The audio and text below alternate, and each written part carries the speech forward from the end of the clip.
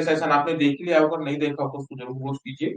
So once again welcome you all in this literature school. In the session we are going to discuss the part 2 of literary terms, literary forms, literary movements, all from M.H. Abraham's popular book A Glossary of Literary Terms with easy explanation.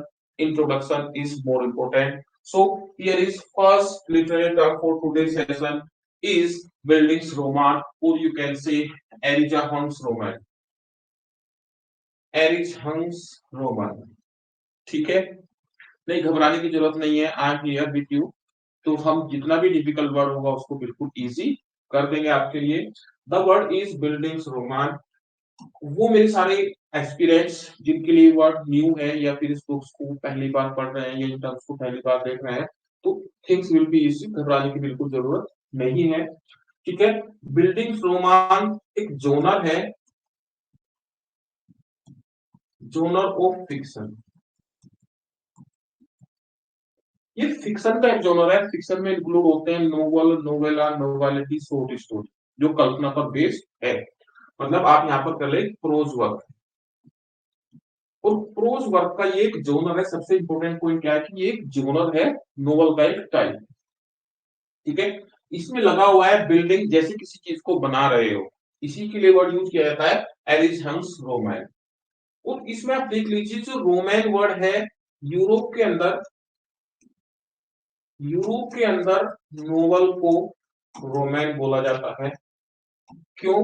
क्योंकि ये word आया है romance से, और France में सबसे पहले romance लिखे गए थे, वो भी फिक्शन पर बेस्ड होते थे, वर्ष में होते थे।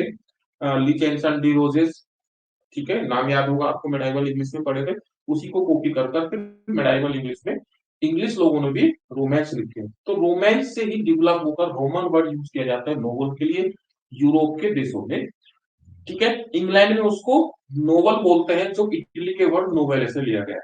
That is not the point. Point is Roman word आपको हिंट दे देगा कि this is a type of novel, fiction का एक टाइप है। एंड बिल्डिंग्स रोमांस किसको बोलेंगे? एक ऐसा नोवेल, हम कहेंगे novel of formation, novel of formation. और किसकी फॉर्मेशन? प्रोटोगोनिस्ट की। किसी नोवेल के अंदर जो हीरो होता है, सेंट्रल कैरेक्टर होता है, उसकी फॉर्मेशन, वो भी है उसके चाइल्डहुड से लेकर उसके अडल्टहुड तक,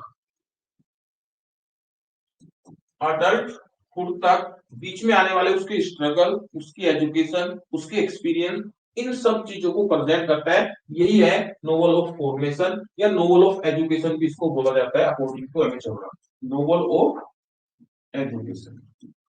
लेकिन किसकी?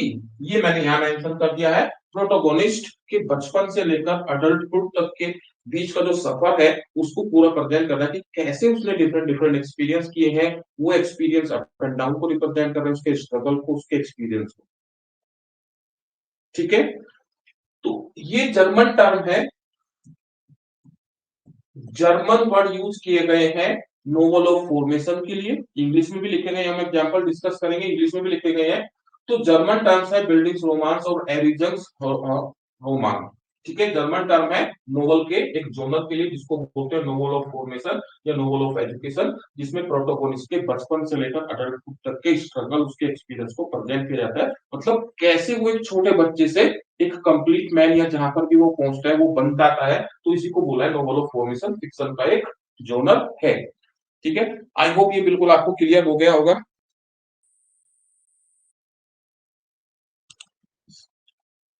यस।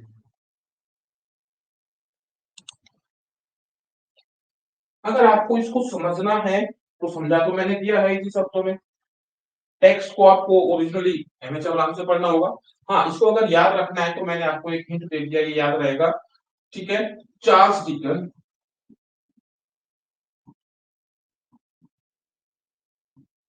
चार्ल्स डिकन्स है डेविड कॉपरफील्ड।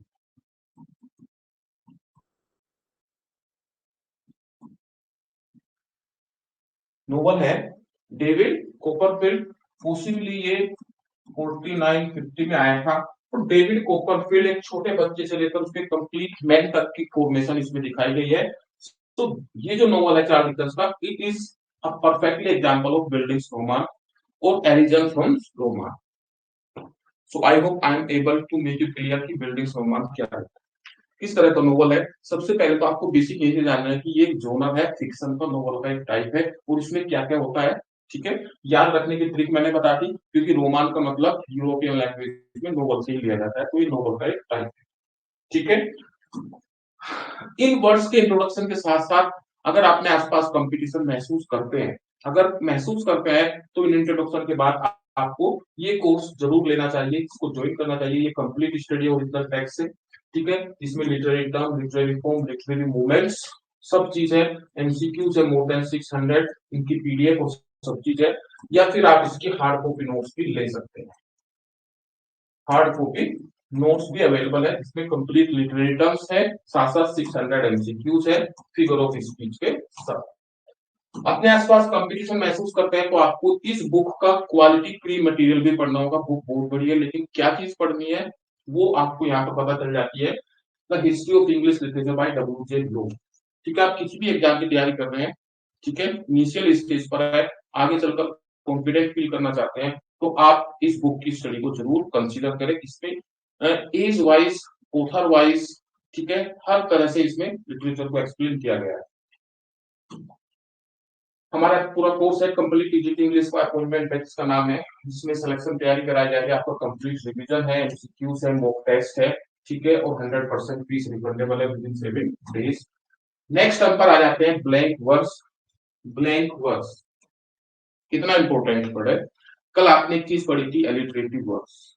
मेडाइवल इंग्लिश में जो पोएट्री लिखी जा रही थी वो किस मीटर में लिखी जा रही थी, वो एलिटरेटिव वर्स में लिखी जा रही थी। अब ये ब्लैंक वर्स क्या होता है, इसमें ब्लैंक का क्या मतलब है, वर्स का क्या मतलब है।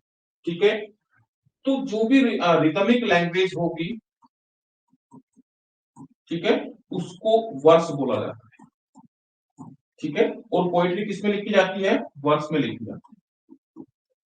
ठीक है, पोएट्री लिखी जाएगी वर्स में, और वर्स का मतलब है कि लैंग्वेज स्ट्रेट नहीं है, रिदमिक है। ठीक है, लेकिन एग्जैक्ट ये ब्लैंक वर्स क्या है।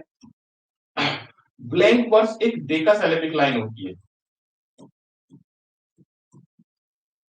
डेकासिलेबिक लाइन होती है। डेका का मतलब होता है 10, इसका मतलब इस लाइन में 10 सिलेबल है। ठीक है, और कल आपको डिस्कस किया था फुट के बारे में, 1 foot is equal to 2 syllable. तो उस हिसाब से इस डेकासिलेबिक लाइन में कितने फुट होंगे, इसमें होंगे 5 फुट। अब प्लूरल हो गया तो ये फीट बन गए, 5 फीट है। अब हर एक फीट कौन सा होगा, पहले अनस्ट्रेस सिलेबल फिर स्ट्रेस सिलेबल, इसको बोलते हैं आयन। ठीक है, तो ये जो दो सिलेबल है, पहला अनस्ट्रेस है और दूसरा स्ट्रेस है, तो इसको बोलते हैं आयन फुट इंटू 5। ठीक है, कितने फुट आयन के, 5। क्या बन गया, पेंटामीटर। मतलब 5 फुट इक्वल टू 10 सिलेबल होंगे ना। और ये सब जब सारी कंडीशन होगी, और लास्ट में कंडीशन होगी कि ये लाइन क्या होती है, अनराइम्ड होती है। इनकी शब्दों में समझ लेंगे हम। एक लाइन है, डेकासिलेबिक लाइन है, और जो अनराइम्ड है, और उस डेकासिलेबिक लाइन में कौन से फिट यूज किए गए, कौन से सिलेबल है। ठीक है, आयन, आयन का मतलब होता है इसमें पहला अनस्ट्रेस है दूसरा स्ट्रेस। ठीक है, इसी को बोलते हैं ब्लैंक वर्स, मतलब iambic pentameter, iambic pentameter line that is unrhymed. एक ऐसी लाइन जो आयम्बिक पेंटामीटर में लिखी गई है और वो राइम नहीं करती है, अनराइम्ड होती है, इसी को ब्लैंक वर्स बोला जाता है। ठीक है, इसी को ब्लैंक वर्स बोला जाता है। मैंने बिल्कुल स्टार्टिंग से बता दिया है डेकासिलेबिक, क्योंकि जब ब्लैंक वर्स को इन्वेंट किया गया था 1540s में, ठीक है, हेनरी होवर्ड के द्वारा, हेनरी हावर्ड के द्वारा जब इसको इंट्रोड्यूस किया गया था इंग्लैंड में, तो तब ये एक डेकासिलेबिक लाइन थी, जो आयम्बिक फुट मतलब अनस्ट्रेस स्ट्रेस सिलेबल से लिखी गई थी। और अगर हम इन सेलेबल को डिवाइड करेंगे तो हमें 5 फीट मिल जाते हैं। और कौन से फीट है? आयब है, तो यही बन गया iambic pentameter line which is unrhymed is called blank verse. कब इनोग्रेट हुआ इसका? 16 सेंचुरी में। ईयर यहाँ पर लिख दिया गया है 40s में। ठीक है, 40 के दशक में हेनरी होवर्ड ने इसको इंट्रोड्यूस किया था। ठीक है, अगर ये अनराइट नहीं होता है तो ब्लैक वर्स नहीं रहेगा। ब्लैक वर्स की खासियत यही है कि आयम्बिक पेंटामीटर लाइन अनराइट। अगर अनराइट नहीं है, राइट हो जाती है, तो फिर ब्लैंक वर्स नहीं होगा, वो सिंपल रह जाएगी iambic pentameter line. Iambic pentameter line जो कि राइम करती है। और आप देखेंगे शेक्सपियर के सोनेट्स में आयम्बिक पेंटामीटर लाइन का यूज किया गया है, और शेक्सपियर के प्लेस में ब्लैंक वर्स का यूज किया गया है। ये पॉइंट आपको क्लियर है? ठीक है, किसी भी बेसिक पॉइंट से आपसे क्वेश्चन पूछा जा सकता है, और फुल अंडरस्टैंडिंग आपको बिल्कुल रखकर चलिए। I hope I am clear. Next term is bohemianism. ठीक है, बोहेमियन से बना है। इस यहाँ पर एक सफिक्स है जो एक नाउन को रिप्रेजेंट कर रहा है। एक ऐसा कंसेप्ट है, ऐसा कंसेप्ट है, ठीक है, जिसमें करंट सोसाइटी का जो स्टाइल है, वे ऑफ लिविंग है, कंसेप्ट है, उसके अपोजिट एटमोस्फेयर को जब प्रेजेंट किया जाता है, सोर्स को जब प्रेजेंट किया जाता है, वो बोहेमियन होती है। अब हम 2024 के दौर में, ठीक है, सारी फैसिलिटीज है, इंटरनेट है, फास्ट मूविंग चीजें हैं, लेकिन कुछ लोग ऐसे हैं कि वो समाज की इन सब चीजों को, इन सब सुविधाओं को पसंद नहीं करते। इसके अपोजिट वो दूर दराज एकांत में, गांव में, पुराने ख्यालों और सुख सुविधाओं के साथ रह रहे हैं। कम सुविधाएं थी और विचार भी उनके हैं, तो वो कहाँ रह रहे हैं, किस स्टेट में रह रहे हैं, किस एनवायरमेंट में रह रहे हैं, तो उस एनवायरमेंट को बोला जाएगा बोहेमियनिज्म। ठीक है, तो लिटरेचर में इन सब चीजों को यूज किया जाता है। समाज जहां पहुंच गया है उसके अपोजिट वो पुराने तौर तरीके, पुरानी विचारधारा, पुरानी सुविधाओं के साथ ही रह रहे हैं, जब उसको प्रेजेंट किया जाता है उसी को बोला जाता है बोहेमियन, और ये हो जाता है बोहेमियनिज्म। तो जल्दी से मुझे बता दीजिए शेक्सपियर के किस प्ले में बोहेमियन स्टेट को रिप्रेजेंट किया गया है? ठीक है, शेक्सपियर के कौन से प्ले में बोहेमियनिज्म, बोहेमियन सेटिंग्स दिखाई गई है, सेटिंग्स बोहेमियन है। ठीक है, बोहेमियन सेटिंग है, सिसिली के साथ साथ।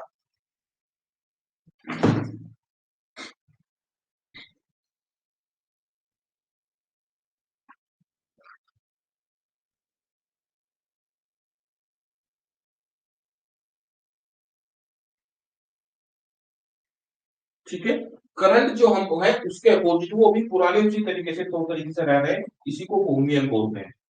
Next term is bowdlerise. ठीक है, एक वर्ब के रूप में यहाँ यूज किया गया है, लेकिन एग्जैक्ट मीनिंग क्या होता है?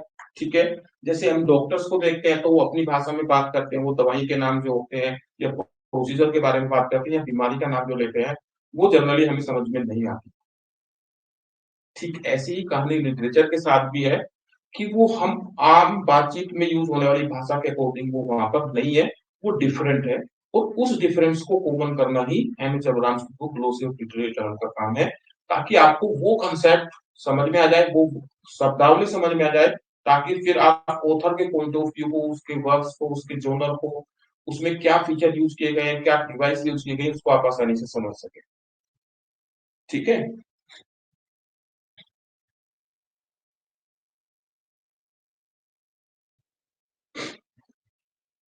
तो बोल्डराइज का मतलब होता है लिटरेचर से किसी सेक्शन को या पार्ट को कट कर कर कम कर देना, डिक्रीज कर देना। और मूवीज में भी ऐसा होता है कि किसी साइड हीरो के रोल्स को बोल्डराइज कर दिया, कट कर कर छोटा कर दिया। ठीक है, तो इंग्लिश लिटरेचर में बोल्डराइज का मतलब होता है, ठीक है, जैसे किसी हिस्से के ऊपर बुलडोजर चला देना, ऐसा कुछ फील हो रहा है क्या? ठीक है, तो मतलब उसको तोड़कर उसको छोटा कर देना, उस हिस्से को एलिमिनेट कर देना। और बोल्डराइज बहुत बार किया गया है, जब जब किसी वर्क को रिव्यू किया गया है तो उसमें बोल्डराइज किया गया है, मतलब उसके कुछ हिस्से को काटा छाटा गया है, तो इसी चीज को बोलते हैं बोल्डराइज। बिल्कुल इजी वर्ड है, आप मॉडर्न मूवीज में इस सब चीज को जानते हैं कि उसके रोल को काटकर छोटा कर दिया गया, यही बवल्डराइज है। जब लिटरेचर में जब लिटरेचर में ऐसे किसी सेक्शन को छोटा किया जाता है तो उसको बोलते हैं द विंटर स्टेल्स, द विंटर स्टेल्स में बोहेमियन स्टेट को रिप्रेजेंट किया गया है। ठीक है, क्वेश्चन नंबर 34 हो गया लिटरेचर बाउंड्राइज, छोटा कर देना किसी चीज को काटकर, लिटरेरी सेक्शन को, पोयम पोयम मूवीज के अंदर किसी सीन्स को या किसी वर्क की परफॉर्मेंस को। नेक्स्ट टर्म इंपॉर्टेंट है, मैंने पहले ही हैशटैग कर दिया, इसको समझना और इसको रिवाइज करना बहुत जरूरी है। That is burlesque, that is burlesque.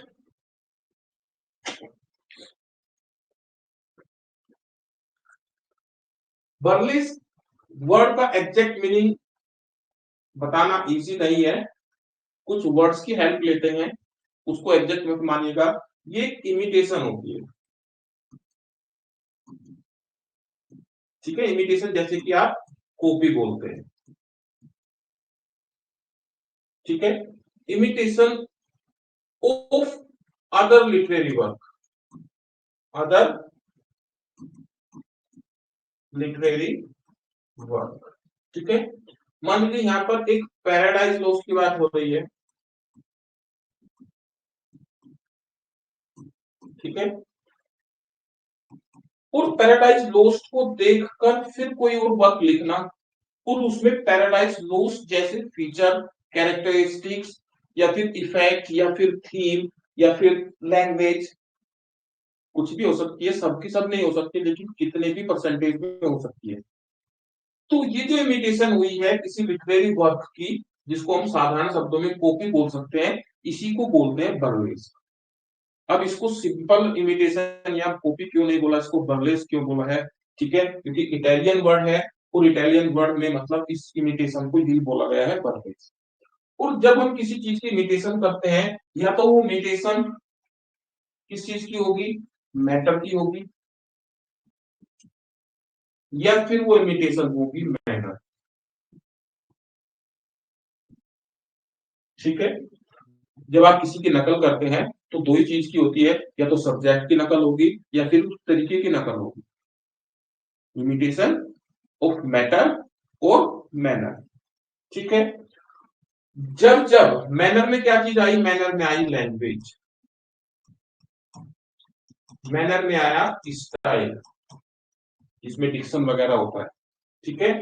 Manner में आया वो जो डिवाइसेस यूज की गई है, लिटरेरी डिवाइस, उनका प्रयोग, ठीक है, ये सब चीज मैटर में आई। मैटर में क्या आता है, मैटर में आता है सब्जेक्ट। तो यहां पर इंपॉर्टेंट क्या है, यहां पर इंपॉर्टेंट है मैनर, ठीक है। सब्जेक्ट की नकल तो कोई भी कर सकता है, लेकिन उसको उस इफेक्ट के साथ प्रेजेंट करना, क्रिएट करना, वो लैंग्वेज, वो डिक्शन, वो स्टाइल, वो शब्द, वो वर्सिफिकेशन, उसमें मेहनत लगती है, उसमें एबिलिटी का पता चलता है। तो जब जब किसी वर्क की इमिटेशन होगी, उसमें मैनर को कॉपी किया जाएगा, तो उसको बोलेंगे हाइपरलेस, ठीक है, उसको बोलेंगे हाइपरलेस। हाइपरलेस में जैसे कि हीरोइक, जैसे कि heroic poem, heroic mock epic, parody, ये इसके टाइप है, मतलब इनमें इमिटेशन हो रही है, लेकिन किसकी हो रही है, मैनर की। तो जब जब मैनर की इमिटेशन होगी, स्टाइल, लैंग्वेज, डिक्शन, ये सब चीज होगी, तो उसको हाइपरलेस बोलते हैं। हाइपरलेस में आ गया जैसे हीरोइक मोक एपिक है, ठीक है, पैरोडी है, ये सब हाइपरलेस में आएगी। और जब जब मैटर की कॉपी की जाएगी, उसको बोलते हैं लो बर्लेस, ठीक है। लो बर्लेस के एग्जांपल में आपकी क्या आ जाएगी, जैसे कि हुडीब्रास, हुडीब्रास्टिक वर्स, ठीक है, और दो तीन एग्जांपल है, ठीक है, एमएस ब्राम्स में यूज किए गए हैं। तो जब बर्लेस, इस इमिटेशन को ही बर्लेस बोलते हैं। बर्लेस कितने तरह के होते हैं, दो तरह के होते हैं, हाई बर्लेस और लो बर्लेस। तो कोई वर्क किस तरह का बर्लेस है, हाई बर्लेस का या लो बर्लेस का, ये डिसाइड आप कर सकते हैं कैसे, कि उसमें मैनर को कॉपी की गई है या मैटर को। अब आप देखेंगे rape of the low, rape of the low, ठीक है, अलेक्जेंडर पोप का एक मोक हीरोइक है, मोक हीरोइक है। अब इस वर्क के अंदर आप सब्जेक्ट देखेंगे, सब्जेक्ट है बेलिंडा की चोटी कट जाना, जिसके कारण दो फैमिलीज के बीच में युद्ध हो जाता है। और युद्ध में उस सारी कहानी का प्रेजेंटेशन ऐसे किया गया है, उसकी जो लैंग्वेज है, उसमें जो इमेजरी है, उसमें सुपर नेचुरल जो एलिमेंट है, जैसे जैसे पैराडाइज लोस्ट में हो, ठीक है, ग्रांड स्टाइल यूज किया गया है, इमेजरी यूज की गई है, हाई डिक्शन यूज किया गया है, लैंग्वेज वर्सिफिकेशन बिल्कुल एक नंबर का है, सुपर नेचुरल एलिमेंट इसमें भी है जैसे पैराडाइज लोस्ट में है, ठीक है। तो ये सारे जो मैनर है ये एक नंबर के हैं, मैनर्स को पूरा इमिटेट किया है, तो ये क्या हो जाएगा, रेप ऑफ द लोग, ये हो जाएगा हाइपरलेस। तो बर्लेस का आपको क्लियर है ना, रिवाइज करेंगे उसके लिए बच्चों आराम से इसके टेक्स्ट को पढ़ेंगे तो बिल्कुल इजी हो जाएगा, भले ही आपके लिए पहली बार हो रहा हो। नेक्स्ट टर्म है बायरोनिक हीरो। अब बायरोनिक तो आप जानते ही हैं, लॉर्ड बायरोन की बात हो रही है यहाँ पर, बायरोनिक हीरो। अब ये बायरोनिक हीरो है क्या? Byronic hero a type of romantic age hero that was often presented by Lord Byron. Lord Byron in his work. ठीक है, लॉर्ड बायरोन ने अपने वर्क्स के अंदर इस तरह का हीरो प्रेजेंट किया गया, इसीलिए लॉर्ड बायरोन के ऊपर इस तरह के हीरो को बोल दिया गया बायरोनिक हीरो। तो रोमांटिक एज के हीरो का ये टाइप है। रोमांटिक एज से मतलब यहाँ, ठीक है, 1798 से 1837 के लिटरेरी वर्क्स और उस पीरियड को बोलते हैं। ये जो हीरो होता है बायरोनिक हीरो, ये इंटेलिजेंट होता है। क्या होता है? इंटेलिजेंट होता है, ब्रेव होता है, कॉन्फिडेंट होता है, बट एरोगेंट होता है। ठीक है, एरोगेंट होता है और सिनिकल होता है, सिनिकल होता है और सेल्फ डिस्ट्रक्शन का कोज खुद ही होता है, अपने विनाश का कारण भी खुद ही हो जाता है। मेहनती है, इंटेलिजेंट है, हार्ड वर्किंग हो सकता है, ब्रेव है, लेकिन घमंडी है, ओवर कॉन्फिडेंट है, आप कहते हैं सिनिकल है, ठीक है, ठीक है, दूसरों पर मतलब अत्याचारी थोड़ा सा हो जाता है, दूसरों के बारे में ऐसे विचार रखता है जिसको सिनिकल बोला गया है, और अपने विनाश का कारण खुद बनता है। तो ये कैरेक्टरिस्टिक इस बायरोनिक हीरो के होते हैं। तो कभी पूछा जाए तो आंसर बिल्कुल कॉन्फिडेंटली दे दीजिएगा, ठीक है। अच्छाई भी है लेकिन पैरेलल उसके अंदर बुराई भी है, और सबसे बड़ा अपने विनाश का कारण वो खुद बनता है।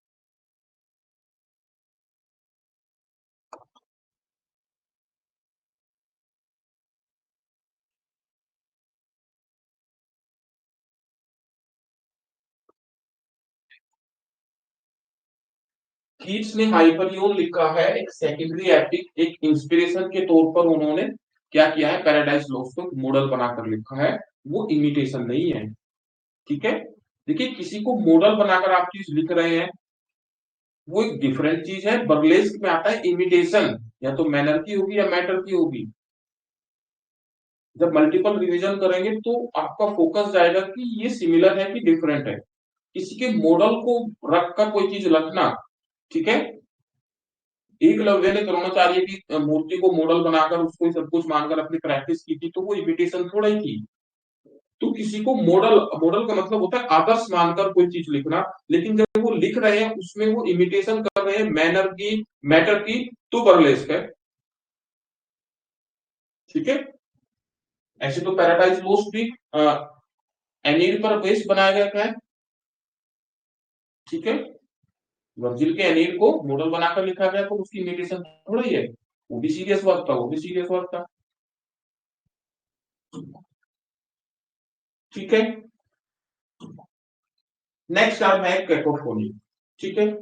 आप वोकैबुलरी से स्टार्ट कीजिए। कैको का मतलब होता है हार्श या bad in purpose of sound. Fani का मतलब साउंड, एक ऐसी साउंड जो हार्श, अनप्लीजेंट या बैड लगे, आप कह सकते हैं अपोजिट ऑफ यूफोनी।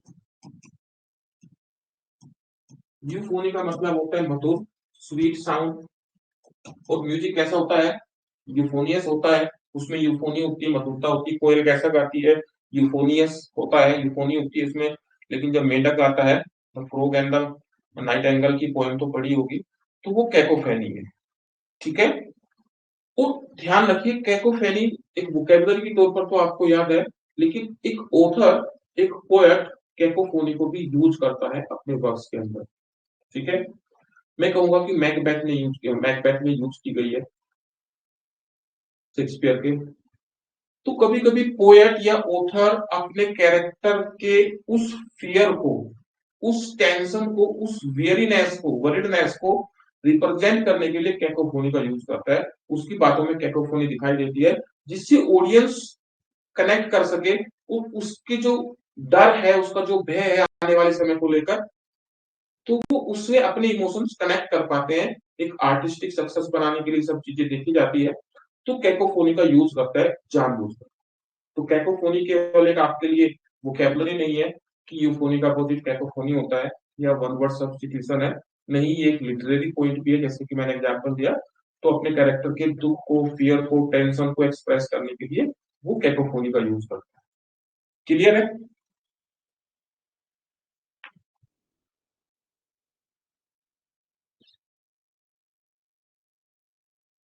नहीं, हेमलेट बायोनिक हीरो नहीं हो सकता। Next is caesura. ठीक है। सेसुरा इंपोर्टेंट वर्ड है, and I am damn sure कि आप इसके साथ पहले से फेमिलियर है, क्योंकि आप कहीं ना कहीं अपने स्कूल कॉलेज टाइम से पोएट्री को पढ़ते आ रहे हैं। और वहां पे being a student, being a teacher, या फिर आपको किसी ने पढ़ाया हो, तो वहां पर जरूर जाना होगा। Caesura is a pause in a line, और वो लाइन पोएटिक ही होगी। ठीक है। किसी पोएटिक लाइन में आने वाले पोज को सिसोरा बोलते हैं। बट मैं डेफिनेटली आपको एलोबरेट करूंगा, क्योंकि मेरी जिम्मेदारी है कि इस एग्जाम में आप ज्यादा बेटर परफॉर्मेंस करो। और फिर याद आए कि हाँ, एक सर थे, उन्होंने इतना इतना डिटेल में बता दिया था, और विद इन दैट डिटेल्स ही हमारे पूरे पेपर में क्वेश्चन आए थे, उससे बाहर कुछ भी नहीं था। ये मेरा वादा भी रहता है, उससे बाहर नहीं आएगा कंसेप्ट। तो ससुरा एक केवल पोज नहीं है, स्ट्रेस पोज है। ठीक है। जब कोई लाइन होती है, पोएटिक लाइन की बात कर रहे हैं हम। ठीक है। पोएटिक लाइन होती है, और जब ये लाइन अपने आप में, पोएट्री की लाइन अपने आप में कंप्लीट मीनिंग दे रही है। ठीक है। अपने आप में कंप्लीट मीनिंग दे रही है। तो जब कोई लाइन अपने आप में कंप्लीट मीनिंग देती है, उसमें जनरली एक फुल स्टॉप आ जाता है, इसको बोलते हैं एंड लाइन। इसको बोलते हैं एंड लाइन। और जब कोई पोएट्री की लाइन अपना कंप्लीट मीनिंग नहीं देती, और उसमें एक फिर वो लाइन चलती रहती है। ठीक है। अब ये लाइन यहां से चली, और यहां पर भी चल रही है, फिर यहां पर चल रही है, फिर यहां पर भी चल रही है, यहां पर भी चल रही है, यहां पर भी चल रही है, और फिर यहां पर आकर खत्म हुई, वो यहां पर या यहां पर। तो इसको यहां से यहां तक बोलेंगे run on line. Run on line का मतलब है कि एंजार्बमेंट का यूज किया गया है। किसका? एक लिटरेरी डिवाइस होती है एंजार्बमेंट, मतलब पंक्चुएशन और कंजंक्शन का यूज किए बिना लाइन चलती रहती है। जैसे पैराडाइज लोस्ट के जो प्रोलोग है, ठीक है, इन्वोकेशन है, उसमें दो ही सेंटेंस है, मतलब दो ही बार फुल स्टॉप यूज किया गया है। तो वो जो 26 लाइन है देखने को मिलेगी, सेंटेंस वो दो ही है। तो वहां पर क्या डिवाइस यूज की गई है? एंजार्बमेंट, मतलब रन ऑन लाइन यूज की गई है। तो इसको बोलेंगे रन ऑन लाइन। और जब एक लाइन अपने आप में पूरी हो, अपना पूरा मीनिंग दे, फिर नई बात शुरू करे, ठीक है, तो इसको बोलते हैं एंड लाइन। और रन ऑन लाइन में आप देखेंगे कि लाइन के बीच में, एंड में नहीं, बीच में एक पोज, एक ठहराव आता है। ठीक है। एक स्ट्रेस जनरेट करने के लिए एक स्ट्रेस पोज होता है, और जनरली उसको कोमा के माध्यम से प्रत्यय किया जाता है। लाइन के बीच में एंड की बात नहीं कर रहा हूं, एंड में तो वो रन ऑन हो जाती है, आगे चली गई, आगे चली गई, तब जाकर मीनिंग पूरा क्लियर होगा। और वो जहां खत्म होगी फिर फुल स्टॉप होगा, वो एंड लाइन। तो ये रन ऑन के बीच में, जो लाइन के बीच में पोज आ रहा है, ठहराव आ रहा है, this is called caesura. I hope आपको कुछ एलोबरेट मिला होगा, और आपने कंपैरिजन किया होगा कि मियरलिंग्स को एक डिक्शनरी की तरह पढ़ना थिसोरा को, और लिटरेरी टर्म्स एमिचोब्राम से पढ़ने में डिफरेंस क्या है। ठीक है। इस पर अपनी प्रतिक्रिया और कमेंट जरूर करते रहे। तो मेरे लिए वो कमेंट जरूरी है, मैं सभी के कमेंट्स पढ़ता हूँ।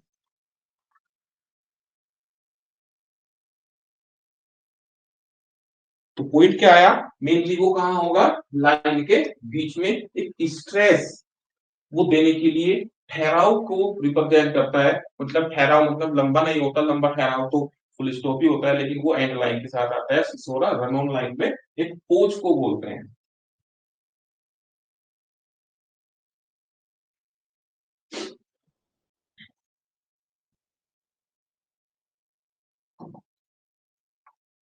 कैनन देख लीजिए, वोकैबुलरी की तरह देख लीजिए, कैनन वर्सेस कैनन, ठीक है। 16 17 सेंचुरी में चर्च चर्च के रूल हुआ करते थे, और वो रूल एंशिएंट थे, कैथोलिक चर्च के थे, फिर एंग्लिकन चर्च के थे, कुछ चेंजेस के साथ। तो जो चर्च के रूल होते हैं, चर्च के लॉ होते हैं, चर्च के नियम होते हैं, उसी को बोलते हैं कैनन, ठीक है। तो इंग्लैंड की अगर हम बात करेंगे कि 1643 ऑनवर्ड, ठीक है, जॉन मिल्टन जॉन मिल्टन को डाइवोर्स लेना था, लेकिन कैनन लॉ जो पुराने थे, 200-300 साल का पुराने थे, वो कैनन लॉ के कारण वो तलाक नहीं ले सके, ठीक है। उसकी सर्टेन ग्राउंड थी, वो जो नियम थे उसके कारण वो तलाक नहीं ले पा रहे थे। किसके कारण, कैनन लॉ के कारण, जो चर्च के कानून थे, और वो कैथोलिक रोम के सिस्टम के हिसाब से थे, जो कि इंग्लैंड में थोपे जा रहे थे, और वो उसको पसंद नहीं था, ठीक है। नहीं ट्यूनिंग बन पा रही है उसकी वाइफ के साथ, ठीक है। जो भी विचारधारा है, जो भी प्रॉब्लम है, या जिस स्टेज में जॉन मिल्टन है, तो वो लेना चाह रहे थे, लेकिन सरकार नहीं सुन रही थी। क्यों, क्योंकि सरकार में कानून की जो भागीदारी थी वो चर्च सिस्टम की थी, प्रेसबाटेरियन सिस्टम वहां पर चलता था। जो कैलर्जी लोग होते थे वो चर्च में रूल्स में बैठते थे और वो कानून बनाते थे, और वो कैथोलिक कानून ही चल रहे थे। तो यही है कैनन, कैनन लॉ के चलते जॉन मिल्टन तलाक नहीं ले सके, इसीलिए उन्होंने अपने ट्रैक्ट्स लिखे थे, डाइवोर्स ट्रैक्ट, ठीक है, 4 लिखे थे। फिर यहाँ पर जो कैनन होता है, ये बिग गन होती है, बिग गन, ठीक है। जैसे कि हेनरी हेनरी 8 की परफॉर्मेंस हो रही थी 1613 में, तो द ग्लोब में वहां फायर हो गई, द ग्लोब में फायर इंसिडेंट हो गई because of a cannon shot, ठीक है। एक तोप का गोला दागा गया, कैनन शॉट को प्रेजेंट करना था उन्हें स्टेज पर, और जिसमें वास्तव में आग लग गई और पूरा ग्लोब थिएटर जल गया कैनन शॉट के कारण। तो कैनन एक बड़ी जो बंदूक होती है, जिसको हम तोप कह लेते हैं जनरली, वो होती है कैनन। इसमें डबल एन लगता है, वो कैनन चर्च के लो को बोलते हैं। कैरिकेचर क्या होता है, कैरिकेचर आप न्यूज़पेपर पढ़ते हैं तो उसमें कार्टून सेक्शन भी होता है, और जनरली हम उन कार्टून को ही कैरिकेचर मान लेते हैं, ठीक है। हाँ बिल्कुल सही है। ऐसे कैरेक्टर कैरेक्टर का एक टाइप है, कैरेक्टर का ये एक टाइप है। ये क्या होता है, कार्टून नुमा, कार्टून टाइप कैरेक्टर होते हैं, और दिखने में ही नहीं, इनकी जो एक्टिविटी है वो भी ह्यूमरस होती है, ह्यूमरस होती है, फनी होती है, हंसकर बसकर प्रेजेंट की जाती है, मस्खरा इनको दिखाया जाता है, ठीक है। तो उस तरह के जो कैरेक्टर होते हैं उसको कैरिकेचर बोलते हैं। जैसे शेक्सपियर ने फॉल्स स्टाफ नाम का कैरेक्टर यूज किया है, Falstaff, merry wives of merry wives of Windsor, ठीक है। तो ये कैरिकेचर टाइप कैरेक्टर है, ये ह्यूमरस होता है, कार्टून टाइप होता है, और जहां पर ये यूज होते हैं ड्रामा के उस पॉइंट को, उस एपिसोड को, उस पार्ट को फार्स बोलते हैं। तो फार्स में क्या होता है, कैरिकेचर टाइप कैरेक्टर होगा, हस्टर बस्टर होगी, इस तरह की कॉमेडी होगी जो लोगों को, ऑडियंस को हंसा सके। तो फार्स के फीचर में एक फीचर क्या होता है, कैरिकेचर, तो कैरेक्टर का टाइप होता है जो कार्टून नुमा होता है, यही होता है कैरिकेचर।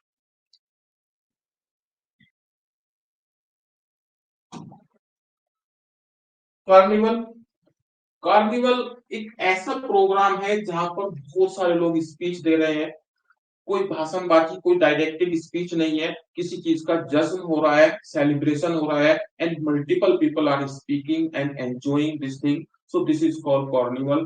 तो ये कोई वोकैबुलरी नहीं है, लिटरेचर में बहुत सारे ड्रामास में कार्निवल्स को प्रेजेंट किया गया है। शेक्सपियर के कुछ प्लेस में भी कार्निवल्स दिखाए गए हैं। तो पब्लिक एंजॉयमेंट का एक ओकेजन होता है सेलिब्रेशन का, and many people just speaking and enjoying and shouting, public entertainment. Next important Aristotelian term है कैथारसिस। ठीक है, क्या है सबसे पहले ध्यान देते हैं। कैथारसिस ग्रीक वर्ड कैथराइन से लिया गया है, ग्रीक वर्ड कैथराइन से लिया गया है, और ये एरिस्टोटेलियन टर्म है।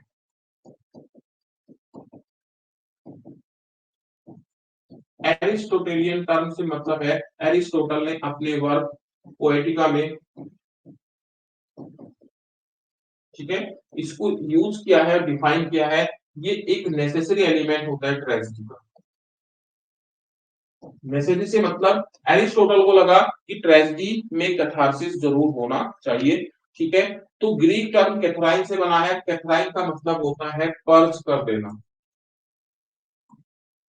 ठीक है, पर्ज कर देना, प्योर कर देना, क्लीन कर देना। तो इसीलिए इसको पर्गेशन, प्योरिफिकेशन या क्लींजिंग ऑफ इमोशंस बोला जाता है। कैथराइन कैथारसिस का मतलब। तो सबसे पहला पॉइंट क्या है, एरिस्टोटेलियन टर्म है। एरिस्टोटल ने ट्रेजेडी के रिगार्ड इसको एक्सप्लेन किया है अपनी वर्क पोएटिका में। ठीक है, 3rd सेंचुरी बीसी में। कैथारसिस जिसका शाब्दिक मतलब ही पर्गेशन या प्योरिफिकेशन या क्लींजिंग है। अब किस चीज का क्लींजिंग है? ठीक है, इट इज द पर्गेशन, प्योरिफिकेशन और क्लींजिंग ऑफ द इमोशंस। वो कौन से इमोशन? ऑफ पिटी और फियर, पिटी और फियर। ठीक है, इन ऑडियंस। ठीक है, जब किसी ड्रामा को वो ऑडियंस देखती है, और ऑडियंस जब देखती है तो हीरो के कैटास्ट्रोफे को देखते हुए, जब हीरो का कैटास्ट्रोफे आता है, ट्रेजिक एंड आता है, तो उस एंड को देखते हुए उनके जो इमोशंस होते हैं उसमें पिटी और फियर की भावनाएं ज्यादा बढ़ जाती है। उनको डर भी लगता है और हीरो से उनका अटैचमेंट भी होता है। ठीक है, उसको ऊपर दया भी आती है। अब देखिए मैकबेथ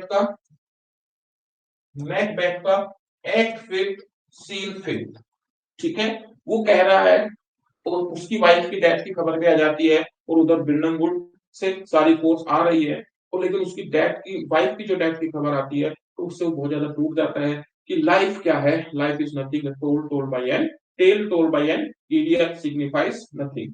ठीक है, वो महत्वाकांक्षी हो गया था अपनी वाइफ की बातों में आकर, उसकी वाइफ उसके साथ थी, लेकिन अब होते होते वो राजा भी है, सब चीज है, लेकिन अब उसके पास कुछ भी नहीं है, वो हतोत्साहित है। तो ऑडियंस अब देख रही है इसकी वाइफ भी मर गई है, ये भी मरने वाला है।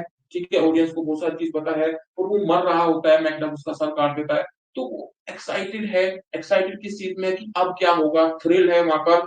तो उसमें दया भी आ रही है और फियर भी है कि अब इसके साथ क्या होगा। ठीक है, जब भगवान श्री रामचंद्र को वहां से वनवास भेजा गया था, अपनी पत्नी के साथ, अपने भाई के साथ जा रहे थे, तो वो पीटी और फियर की भावनाएं हमारे अंदर आती है। ठीक है, लेकिन ये कैथारसिस नहीं है। तो जैसे ही वो कैटास्ट्रोफिक होता है, हीरो का ट्रेजिक डेथ जो होती है, अब उन इमोशंस और उन फियर्स में एक क्लीननेस, साफ हो जाना दिखाई देता है। ठीक है, जब आप किसी धार्मिक प्रोग्राम में जाते हैं या किसी चीज को देखते हैं, और उसके बाद आप जो हल्का महसूस करते हैं, वो जो सफाई, वो cleansingness in your emotion of pity and fear में जब वो महसूस करते हैं, इस क्लास के बाद, इस टॉपिक के बाद जो आप महसूस करेंगे कि ये तो मुझे समझ में आ गया, वो जो क्लींजिंग है, वो जो परगेशन है, उसी को कैथारसिस बोलते हैं। ठीक है, वो जो रिलीव, लाइटनेस महसूस होती है उस इमोशंस के बाद, वो किसने किया? कैथारसिस कौन लाया? वो घटनाएं ड्रामा की।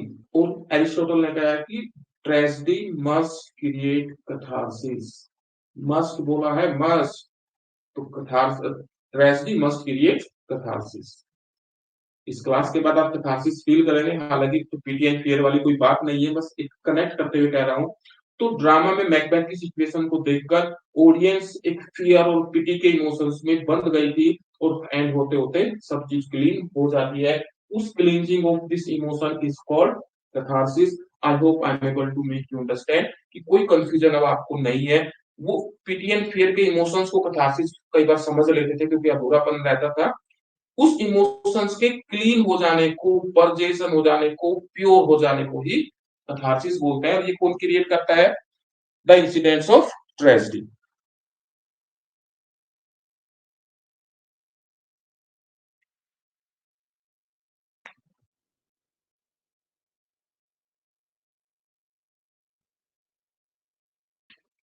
ठीक है,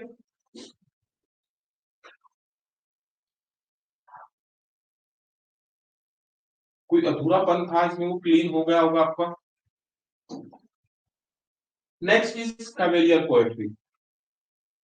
कवेलियर पोएट्री, सबसे पहले देख लीजिए, कवेल का मतलब होता है कोर्ट से जुड़े हुए लोग, कोर्ट, सिविलिटी। ठीक है, होर्समैन। कवेलियर क्या होते थे?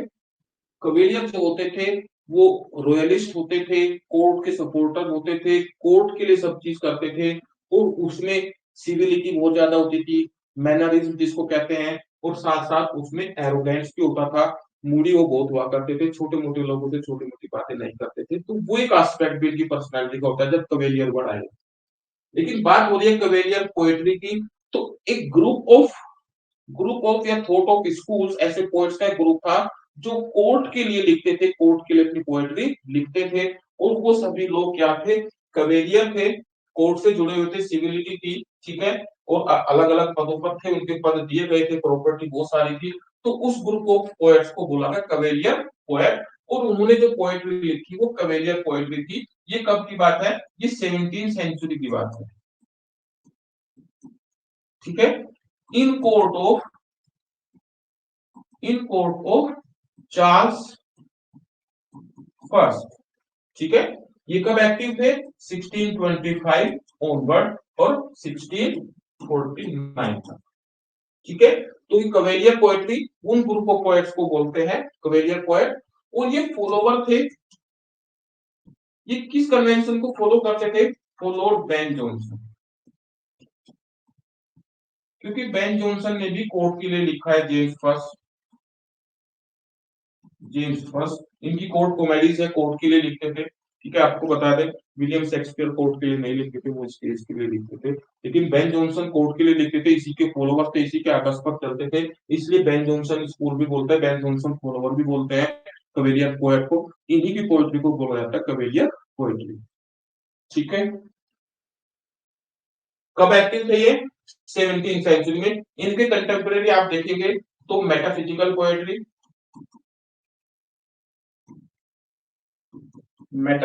पोएट्री या पोएट कहें, ये किसको फॉलो करते थे?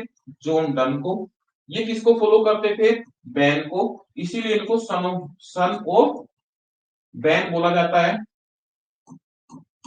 ठीक है, और एक थी प्यूरिटन पोएट्री, ठीक है, और रिफॉर्मेशन पोएट्री।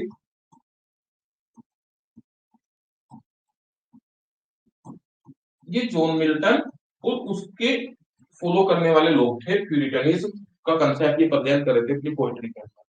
तो तीन तरह की पोएट्री ये first half of 17th century में एक्टिव थी। तो यही है कवेलियर पोएट्री। ठीक है, डिटेल स्टडी के लिए आप लिंक, कोर्स का लिंक और ऐप का लिंक डिस्क्रिप्शन में, पीडीएफ उसको डाउनलोड कर सकते हैं, टेस्ट अटेंड कर सकते हैं। नेक्स्ट पॉइंट इज कैरेक्टराइजेशन, किसी कैरेक्टर की विशेषता बताना। ठीक है, उसके वॉइस एंड वर्च्यू को एक्सप्लेन करना, यही कैरेक्टराइजेशन होता है। जैसे आप देखेंगे ड्रामेटिक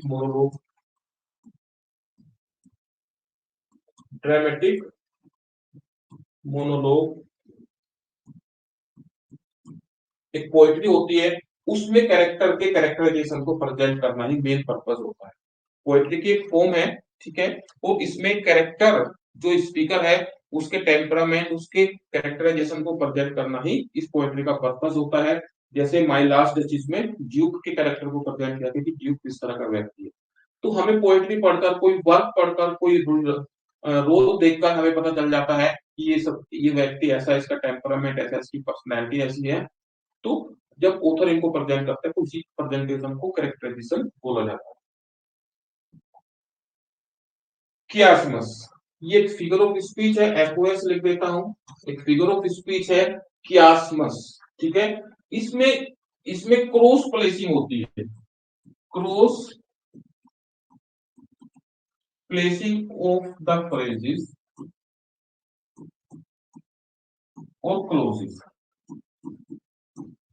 जब कोई फ्रेज या क्लोज है, ठीक है, उसको आमने सामने रखा जाता है, ठीक है, आमने सामने रखा जाता है और क्रॉस प्लेसिंग कर दी गई है, इसमें जो ऑर्डर है वो इसमें उल्टा हो जाता है। ये एक फ्रेज है, ये एक फ्रेज है, जब इसको वापस उधर रखा जाता है तो उल्टा कर दिया जाता है, क्रॉस प्लेसिंग इसी को बोले हैं कि इसको उठाकर यहां रख दिया उल्टा करकर, तो इसको बोलेंगे क्रॉस प्लेसिंग। तो जब ऐसी कोई लाइन होगी जिसमें फर्स्ट फ्रेज दूसरे फ्रेज को ही रिवर्स कर लिख दिया गया है, तो इसी चीज को बोला जाता है कियासमस। जैसे fair is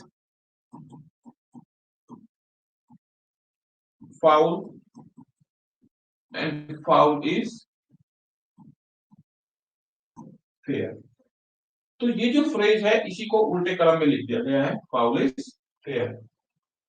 Mine is in its own place that can make a hell into heaven, a heaven into hell। हमारा माइंड एक ऐसी चीज है जो बना सकता है अ हेल इनटू हेवन, नर्क को स्वर्ग बना सकता है और स्वर्ग को नर्क बना सकता है। हमारी सोच एक ऐसी चीज है। तो क्रॉस प्लेसिंग कर दिए इसी चीज को, a hell into heaven, a heaven into hell, cross placing कर दिए, एक फ्रेज को पलट कर लिख दिया है, इसी चीज को बोलते हैं क्रॉस प्लेसिंग को। जब कोई लाइन में यूज किया जाता है कियासमस फिगर ऑफ स्पीच बोला जाता है। ठीक है, अक्सर एग्जाम में पूछा जाता है कियासमस के एग्जाम्पल कौन कौन से है।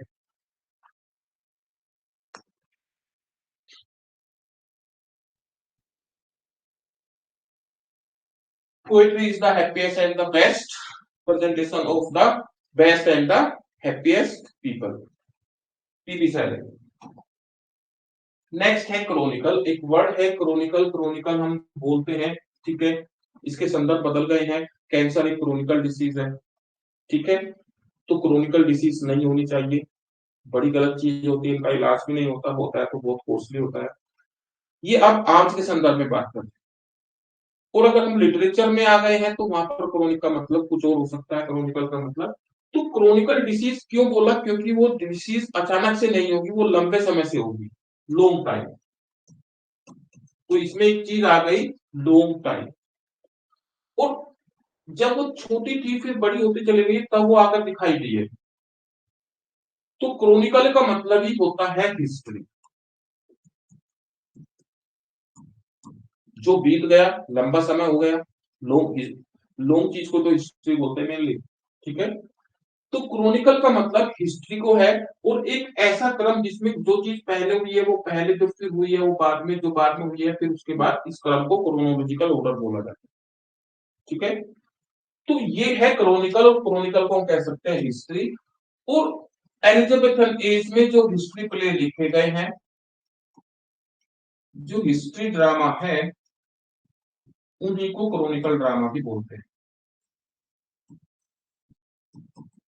Chronicle drama. तो क्रोनिकल का मतलब किससे है, हिस्ट्री से है।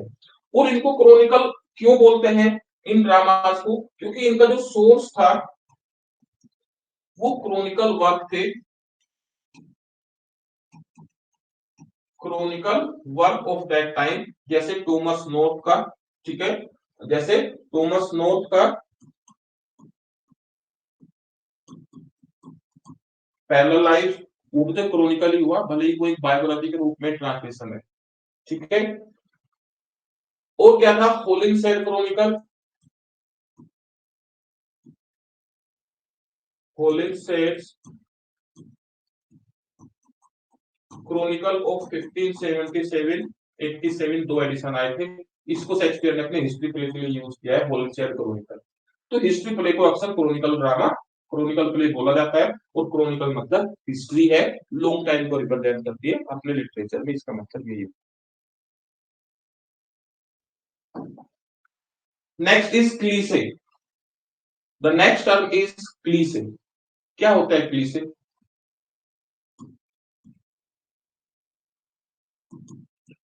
ओब्सलीट, ऐसे वर्ड या फ्रेजेस जो अब ऑब्सोलीट हो चुके हैं, विलुप्त हो चुके हैं। क्या हो गए हैं? विलुप्त हो चुके हैं, उनको अब यूज नहीं किया जाता है। ठीक है, मान लीजिए हम बोल रहे हैं सॉरी, थैंक यू, वेलकम, ठीक है, माय प्लेजर, इनके बदले में पहले क्या बोला जाता होगा जो अब नहीं बोला जाता? ठीक है, और जो अब विलुप्त हो गए हैं, अगर उनको यूज करें तो हमें ऑकवर्ड लगेगा, हमें ऑकवर्ड लगेगा, ठीक है, हैकनीड लगेगा, ओल्ड फैशन लगेगा, जैसे पुरानी चीजों को यूज कर रहे हो, क्योंकि वो विलुप्त हो गए हैं। तो ऐसे ही फ्रेजेस, वर्ड्स जो ऑब्सोलीट हो चुके हैं, विलुप्त हो चुके हैं, उनका यूज अब ओल्ड फैशन माना जाता है, घटिया माना जाता है, हैकनीड माना जाता है, उन्हीं को बोलते हैं, इसी को बोलते हैं क्लीसे, कि ये एक क्लीसे है, मतलब अब ये यूज में नहीं है, चलन में नहीं है, ये तो बहुत पहले छूट गया, इसको ऐसे नहीं करते। तो कई बार ऑथर क्लीसेस यूज करते हैं, ठीक है, जो विलुप्त हो चुके हैं वर्ड उनको भी ले आते हैं। ठीक है, यही है क्लीसे। क्लाइमैक्स। प्रीवियस क्लास में हमने वर्टेक्स का पिरामिड पढ़ाया था। वर्टेक्स का पिरामिड जो ड्रामा के प्लॉट को, उसकी मूवमेंट को रिप्रेजेंट कर रहा है। जब कोई ये पूरा वर्टेक्स का पिरामिड है, वर्टेक्स ने ड्रामा के एलिमेंट को इस तरह से समझाया है कि सबसे पहले स्पेशल ट्रेजेडी के अंदर कोई भी हो सकता है, एक्सपोजिशन आती है,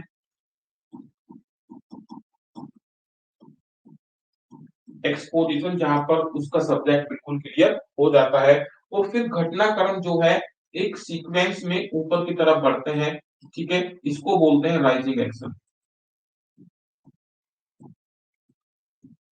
और राइजिंग एक्शन कहां तक जाता है? एक बिल्कुल हाई पॉइंट पर चला जाता है, जिसके बाद वो सस्पेंस जो है, वो घटनाक्रम जो है नॉन सीरियस सिचुएशन की तरफ आने लगता है, वो सस्पेंस कम होने लगता है, लेकिन जब तक वो सस्पेंस बढ़ रहा है, उस हाईएस्ट पॉइंट को ही क्लाइमैक्स बोलते हैं।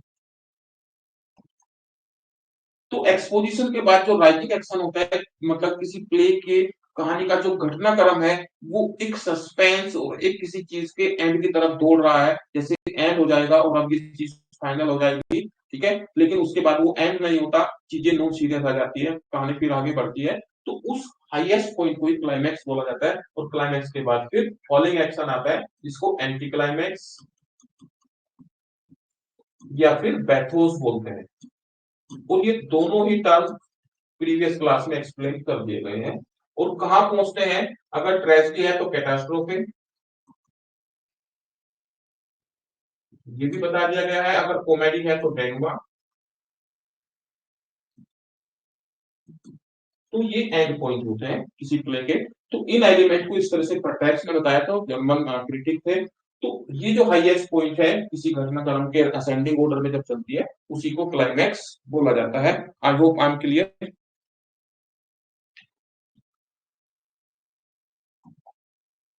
Next is closet drama. Closet drama, ठीक है, देख लीजिए, ड्रामा का एक जोनर है, genre of drama.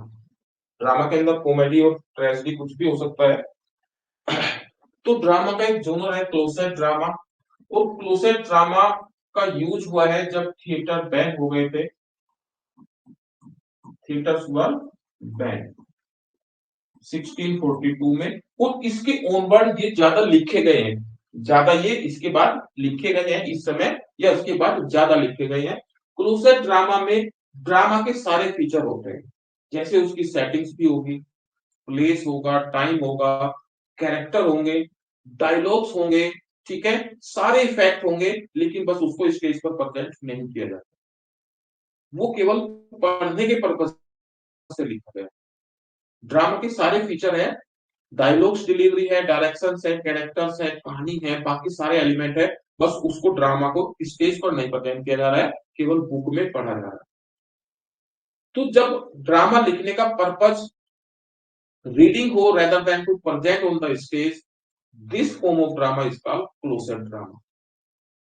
I hope I am able to make you clear.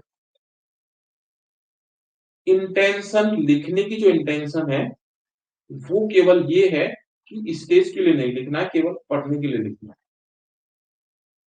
और जब स्टेज के पर्पज से लिखा जाएगा, मतलब क्लोजर ड्रामा को अगर आप स्टेज पर प्रेजेंट करने लगेंगे, कर सकते हैं आप, लेकिन जिस समय लिखा गया था उस समय उसका ऑफर का इरादा उसको प्रेजेंट करना नहीं था, तो इसलिए वो क्लोजर ड्रामा बोला गया। जैसे 1671 में मिल्टन का सैमसन सैमसन अगोनिस्ट, ठीक है, एक क्लोजर ड्रामा का एग्जाम्पल है, और भी लिखे गए हैं। So that is closer drama, ठीक है। तो ऑथर का पर्पज देखिए, उसी से डिसाइड कीजिए। ऑथर का पर्पज उसको कंपोज करने से पहले ये है कि ऑडियंस इसको पढ़े, ऑडियंस वहां है नहीं, रीडर्स इसको केवल पढ़े, स्टेज का इरादा नहीं है। कॉमेडी ड्रामा का एक जोनर होता है, ठीक है, ड्रामा का एक जोनर होता है, ठीक है। इसमें भी फिक्शन का यूज किया जाता है। यस, एम एच अब्राम्स को अच्छे से पढ़ेंगे इसके बाद, तो उसमें आपको पता चल जाएगा कि एक फिक्शन का यूज करते हुए ड्रामा का एक टाइप है जिसमें हैप्पी एंडिंग के साथ चीजें खत्म होती है, यूनियन होती है, हैप्पी एंडिंग होती है। और इसका जो पर्पज होता है, प्लेजर एंड मर्थ क्रिएट करना होता है अमंग द ऑडियंस, कि वो हैप्पीनेस को फील कर सके, खुश हो सके इसको देखते हुए, इसकी परफॉर्मेंस को देखते हुए। ये ऐसे और किया जाता है कि कोई डिजास्टर इसके अंदर नहीं होगा, तो इसको बोलते हैं कॉमेडी, ठीक है। और कॉमेडी के बहुत सारे जोनर्स आगे आ जाते हैं। तो ड्रामा का एक टाइप है, मेजर टाइप है, मैंने कहूंगा मेजर टाइप है कॉमेडी। 51 पर टर्म दिया है कॉमेडी ऑफ एरर्स। तो ये कोई कॉमेडी नहीं है, ये एक प्ले का नाम है, प्ले का टाइटल है। और किसका प्ले है? विलियम शेक्सपियर का।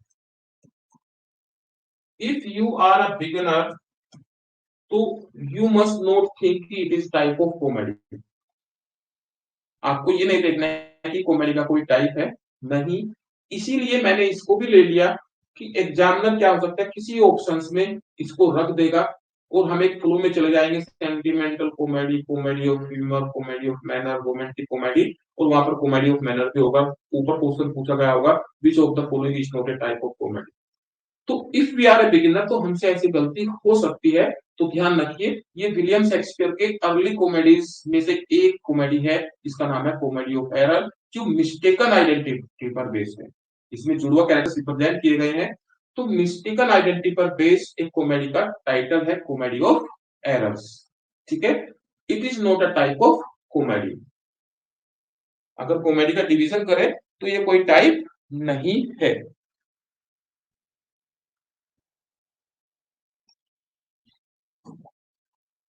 कॉमेडी ऑफ मैनर ये एक टाइप है, इसको नेक्स्ट सेशन में करेंगे, इसको नेक्स्ट सेशन में करेंगे।